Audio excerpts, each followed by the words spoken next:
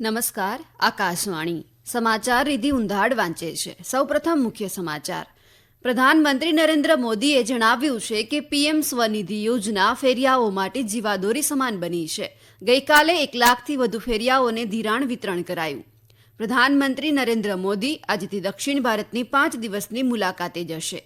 દેશભરમાં પેટ્રોલ અને ડીઝલના ભાવમાં પ્રતિ લીટર 2 રૂપિયાનો ઘટાડો કરવામાં આવ્યો છે. નવા દર સવારે 6 વાગ્યાથી લાગુ કરાયા. રાષ્ટ્રીય તપાસ સંસ્થા એનઆઈએ પુણે આઈએસઆઈએસ હથિયારો અને વિસ્ફોટકો જપ્ત કરવાના કેસમાં વધુ 4 આરોપીઓના નામ જાહેર કર્યા.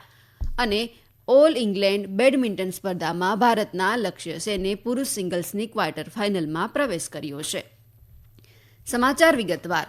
પ્રધાનમંત્રી નરેન્દ્ર મોદીએ જણાવ્યું છે કે પીએમ સ્વનિધિ યોજના ફેરિયાઓ માટે જીવાદોરી સમાન બની છે. ગઈકાલે દિલ્હીમાં પીએમ સ્વનિધિ યોજના હેઠળ 1 લાખથી વધુ ફેરિયાઓને ધિરાણ વિતરણ કરવાના કાર્યક્રમમાં તેઓ બોલી રહ્યા હતા. આ પ્રસંગે દિલ્હીના 5000 સહિત 1 લાખથી વધુ ફેરિયાઓને ધિરાણ વિતરણ કરવામાં આવ્યું. તેમણે કહ્યું કે કોવિડના કપરા સમયમાં લોકોને ફેરિયાઓની શક્તિ અને તેમનું મહત્વ સમજાવ્યું હતું. શ્રી મોદીએ સમાજમાં મહત્વનું યોગદાન આપનાર ફેરિયાઓ અને માર્ગ પરના દુકાનદારોને અભિનંદન આપ્યા. શ્રી મોદીએ અગાઉની સરકારોએ ફેરિયાઓના મુદ્દાઓ અને સમસ્યાઓ પર ધ્યાન નહીં આપવાનો આક્ષેપ કરીને પોતાની સરકારે ફેરિયાઓના ઉત્કર્ષ માટે લીધેલા પગલાંની વિગતો આપી હતી. આ પ્રસંગે પ્રધાનમંત્રીએ દિલ્હી મેટ્રોના 4થા તબક્કાના 2 વધારાના માર્ગોની યોજનાનો શિલાન્યાસ પણ કર્યો. પ્રધાનમંત્રી નરેન્દ્ર મોદી આજે દક્ષિણ ભારતની 5 દિવસની મુલાકાતે જશે. કર્ણાટક, આંધ્રપ્રદેશ, તેલંગાણા, તમિલનાડુ અને કેરળના પ્રવાસ દરમિયાન પ્રધાનમંત્રી મોદીની યાત્રા તમિલનાડુના કન્યાકુમારીથી શરૂ થશે. આ મુલાકાત દરમિયાન પ્રધાનમંત્રી અનેક મેગા રોડ શો પણ કરશે. આ સાથે શ્રી મોદી આજે એનડીએના ઉમેદવાર અનિલ એન્ટોનીના લોકસભા ચૂંટણી પ્રચારમાં ભાગ લેવા માટે કેરળના પથનમથિટ્ટા જિલ્લાની મુલાકાત પણ લેશે અને જાહેર સભામાં પણ હાજરી આપશે. પ્રધાનમંત્રીની મુલાકાતને ધ્યાનમાં રાખીને જિલ્લામાં ચુસ્ત સુરક્ષા વ્યવસ્થા પણ ગોઠવી દેવામાં આવી છે. પ્રધાનમંત્રી નરેન્દ્ર મોદીએ દિલ્હીમાં ભૂતાનના પ્રધાનમંત્રી દાશો ત્સરિંગ તોબ્ગે સાથે વાત કરી. શ્રી તોબ્ગે ભારતની સત્તાવાર મુલાકાતે ગઈકાલે દિલ્હી પહોંચ્યા હતા. આ વર્ષે જાન્યુઆરીમાં પ્રધાનમંત્રી પદ સંભાળ્યા બાદ આ તેમની પ્રથમ વિદેશ યાત્રા છે.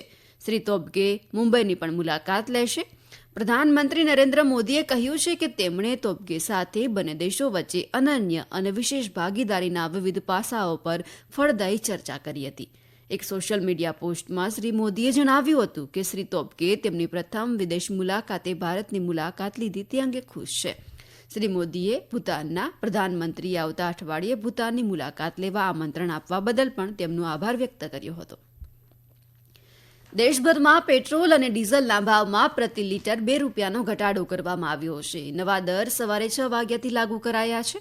પેટ્રોલિયમ અને કુદરતી ગેસ મંત્રાલય એક મીડિયા પોસ્ટમાં જણાવ્યું કે આનાથી ગ્રાહકો વધુ ખર્ચ કરી શકશે અને 58 લાખથી વધુ ડીઝલ સંચાલિત ભારે માલ સામાન વાહનો, 6 કરોડ કાર અને 27 કરોડ ટુ વ્હીલર્સના સંચાલન ખર્ચમાં ઘટાડો કરશે.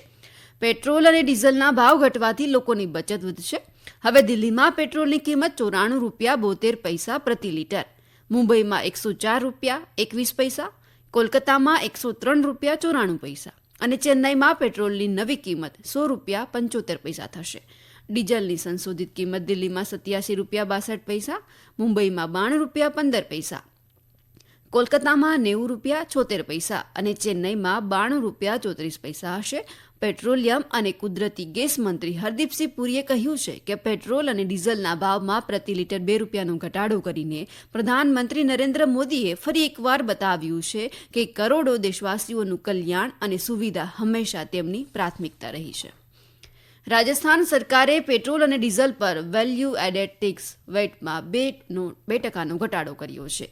આ નિર્ણય આજે સવારથી લાગુ થયો. તેનાથી સરકારી તિજોરી પર 1500 કરોડ રૂપિયાનો બોજ પડશે.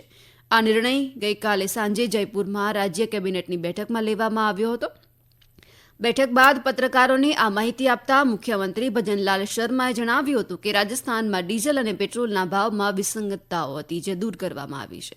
તેમણે જણાવ્યું હતું કે પેટ્રોલિયમ ઉત્પાદનો પરના વેટમાં 2% ઘટાડો અને ઓઇલ માર્કેટિંગ કંપનીઓ દ્વારા લેવામાં આવેલા પગલાંથી રાજ્યમાં પેટ્રોલની કિંમતમાં 1 રૂપિયો 40 પૈસાથી જ્યારે 5 રૂપિયા 30 પૈસાનો ઘટાડો થશે, જ્યારે ડીઝલની કિંમત પણ ₹1.34થી ₹4.85નો ઘટાડો થશે. આ સમાચાર આપ આકાશવાણી પરથી સાંભળી રહ્યા છો.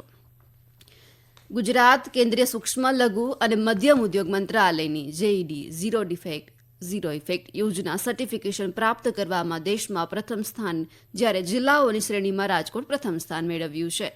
રાજ્યમાં આ યોજના હેઠળ અત્યાર સુધીમાં 37,030 સર્ટિફિકેટ પ્રાપ્ત કરવામાં આવ્યા છે. જિલ્લાઓની શ્રેણીમાં પણ પ્રથમ 3 સ્થાને ગુજરાતના જિલ્લાઓ છે, જેમાં રાજકોટ જિલ્લો 8,578 સર્ટિફિકેટ સાથે સમગ્ર દેશમાં પ્રથમ છે, જ્યારે અમદાવાદ જિલ્લો 7,325 સર્ટી સાથે બીજા અને સુરત જિલ્લો 6,680 સર્ટિફિકેટ સાથે ત્રીજા ક્રમે છે. આમ વૈશ્વિક કક્ષાના ઔદ્યોગિક ઉત્પાદનના માપદંડોને અપનાવવા અને પર્યાવરણને અનુકૂળ ઉત્પાદનોના નિર્માણમાં ગુજરાત અને રાજ્યના જિલ્લાઓ દેશમાં અગ્રેસર બન્યા છે.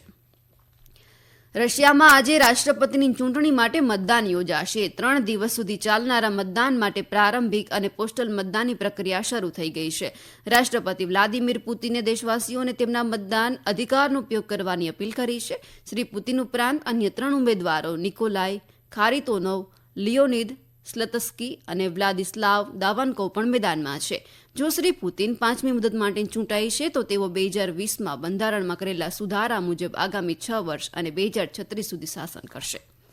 પશ્ચિમ બંગાળના મુખ્યમંત્રી મમતા બેનર્જીને કપાળમાં ગંભીર ઇજાને પગલે જરૂરી પરીક્ષણો અને સારવાર બાદ કોલકાતાની SSKM હોસ્પિટલમાંથી રજા આપવામાં આવી છે. સુશ્રી મમતા બેનર્જી તેમના નિવાસસ્થાને પડી જવાથી ઘાયલ થયા હતા. હોસ્પિટલમાં તેમનું CT સ્કેન અને MRI કરવામાં આવ્યું હતું અને એપોલો હોસ્પિટલના નિષ્ણાંત ડોક્ટરને સારવાર માટે બોલાવવામાં આવ્યા હતા. SSKM હોસ્પિટલના વડા ડોક્ટર મુનિમોય બંદોપાધ્યાયે જણાવ્યું હતું કે સુશ્રી મમતા બેનર્જીની હાલત સ્થિર છે. આ દરમિયાન પ્રધાનમંત્રી નરેન્દ્ર મોદીએ સુશ્રી મમતા બેનર્જીને તેમની ઇજામાંથી ઝડપથી સાજા થવાની અને સારા સ્વાસ્થ્યની કામના કરી છે. રાષ્ટ્રીય તપાસ સંસ્થા NIA પુણે ISIS હથિયારો અને વિસ્ફોટકો જપ્ત કરવાના કેસમાં વધુ 4 આરોપીઓના નામ જાહેર કર્યા છે. NIA પૂરક આરોપપત્રમાં મોહમ્મદ શાહનવાજ આલમ, રિઝવાન અલી, અબ્દુલ્લા શેખ અને તલ્હાલ લિયાકત ખાનના નામ સામેલ કર્યા છે. આ કેસમાં શમેલ નાચન સામે વધારાના આરોપો દાખલ કરવામાં આવ્યા છે. NIA જુલાઈ 2023ના કેસમાં કુલ 11 આરોપીઓ સામે ચાર્જશીટ દાખલ કરી છે, જેમાં હથિયારો, વિસ્ફોટકો, તેમાં ઉપયોગમાં લેવાતા રસાયણો અને ઇસ્લામિક સ્ટેટ સાથે સંબંધિત સાહિત્ય જપ્ત કરવામાં આવ્યું છે. NIA અનુસાર આ આતંકવાદીઓએ પુણેના કોંઢવામાં એડવાન્સ પ્રકારના વિસ્ફોટક બનાવવાની તાલીમ લીધી હતી અને તેને વિસ્ફોટ કરવાનો પ્રયાસ પણ કર્યો હતો. ઓલ ઇન્ડિયા બેડમિન્ટન સ્પર્ધામાં ભારતના લક્ષ્ય સેને પુરુષ સિંગલ્સની ક્વાર્ટર ફાઇનલમાં પ્રવેશ કર્યો છે. ડેનમાર્કના એન્ડર્સ એન્ટોનસનને 24-22, 11-21, 21-14થી હરાવ્યો હતો. લક્ષ્ય સેનનો આજે રાત્રે ક્વાર્ટર ફાઇનલમાં મલેશિયાના લીઝી જિયા સામે મુકાબલો થશે. મહિલાઓની સિંગલ્સની પ્રી ક્વાર્ટર ફાઇનલમાં ભારતની PV સિંધુનો દક્ષિણ કોરિયાની એન સેયંગ સામે પરાજય થયો છે. પુરુષ ડબલ્સમાં ચિરાગ શેટ્ટી અને સાત્વિક સાઈરાજ રેન્કી રેડ્ડીનો પ્રી ક્વાર્ટર ફાઇનલમાં ઇન્ડોનેશિયા સામે પણ પરાજય થયો છે. નિવૃત્ત IAS અધિકારી જ્ઞાનેશ કુમાર અને સુખબીરસિંહ સંધુની ચૂંટણી કમિશનર તરીકે નિયુક્ત કરવામાં આવ્યા છે. કાયદા અને ન્યાય મંત્રાલયે આ અંગે એક પરિપત્ર બહાર પાડ્યો છે. ઉલ્લેખનીય છે કે અનુપચંદ્ર પાંડેની નિવૃત્તિ અને અરુણ ગોયલના રાજીનામા બાદ 2 ચૂંટણી કમિશનરની જગ્યાઓ ખાલી પડી હતી. પેલેસ્ટાઇનના રાષ્ટ્રપતિ મહમૂદ અબ્બાસે લાંબા સમય સુધી રહેલા તેમના આર્થિક સલાહકાર મોહમ્મદ મુસ્તાફાને દેશના આગામી પ્રધાનમંત્રી તરીકે નિયુક્ત કર્યા છે. ગાઝામાં યુદ્ધ બાદ પેલેસ્ટાઇન સત્તામાં સુધારા માટે અમેરિકાના દબાણ હેઠળ આ નિમણૂક કરવામાં આવી છે. ગાઝામાં ચાલી રહેલા યુદ્ધ વચ્ચે એકતા કેબિનેટની રચના કરવા માટે મોહમ્મદ સત્તાએ ફેબ્રુઆરીમાં પેલેસ્ટાઇનના પ્રધાનમંત્રી પદનું પદ છોડી દીધું હતું. અંતે મુખ્ય સમાચાર ફરી એકવાર. પ્રધાનમંત્રી નરેન્દ્ર મોદીએ જણાવ્યું છે કે PM સ્વનિધિ યોજના ફેરિયાઓ માટે જીવાદોરી સમાન બની છે. ગઈકાલે 1 લાખથી વધુ ફેરિયાઓને ધિરાણ વિતરણ કરાયું. પ્રધાનમંત્રી નરેન્દ્ર મોદી આજથી દક્ષિણ ભારતની 5 દિવસની મુલાકાતે જશે. દેશભરમાં પેટ્રોલ અને ડીઝલના ભાવમાં પ્રતિ લિટર ₹2નો ઘટાડો કરવામાં આવ્યો છે. નવા દર સવારે 6 વાગ્યાથી લાગુ કરાયા. રાષ્ટ્રીય તપાસ સંસ્થા NIA પુણે ISIS હથિયારો અને વિસ્ફોટકો જપ્ત કરવાના કેસમાં વધુ 4 આરોપીઓના નામ જાહેર કર્યા. ઓલ ઇંગ્લેન્ડ બેડમિન્ટન સ્પર્ધામાં ભારતના લક્ષ્ય સેને પુરુષ સિંગલ્સની ક્વાર્ટર ફાઇનલમાં પ્રવેશ કર્યો છે. આકાશવાણી પરથી સમાચાર પૂરા થયા.